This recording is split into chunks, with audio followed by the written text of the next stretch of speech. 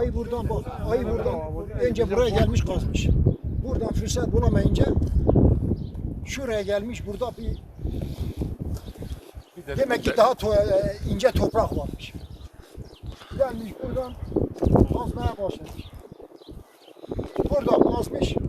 Fırsattan istifade içeriye gitmiş. Oradan koyunları telef etmiş.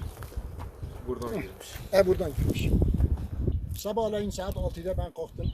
Koyun her sabah gibi koyun dışarıya ot veriyoruz filan. Geldim içeriye baktım kapı kilitli.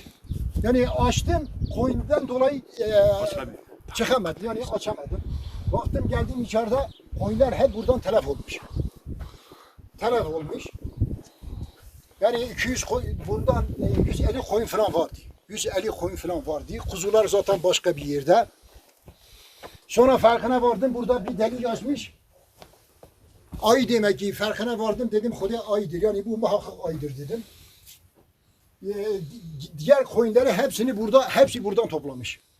Teker teker sağ koyunları çıkarttım dışarıya attım. Sağda ben tektim dışarıya attım. Diğer koyunlar 50'ye yakın. 40'a yakın filan ölü var. Tamam. Diğerleri de zaten yaralıdır 10-12. Ayı nasıl geldi dayı? Ya ay buradan gelmiş bak. Ay bu delikten gelmiş gel. Nereden dayı? Şuradan açmış. Tavanı açmış. Toprağa açmış, toprak adır zaten. Bir karara dışarıya çıkmış. Yani açmış dışarıya çıkmış. Bak burada da koyunun şey vardır buradan iç organı Bağırsakları. vardır. Bağırsakları vardır. Buradan bir koyun da götürmüş dışarıya çıkmış. Bak burada dışarıya çıkartmış. Buradan aşağı doğru gitmiş yani. Dayıcım mağduriyetin nedir? Valla mağduriyetim sade budur. 50 koyun falan var. Hepsi kuzusuz. Yani koyunsuz, sahipsiz.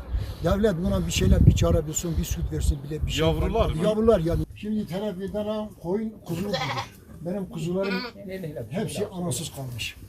Şimdi sağda devletten beklediğim budur. Bir şeyler versin, bir süt ya gelsin tarım benden alsın.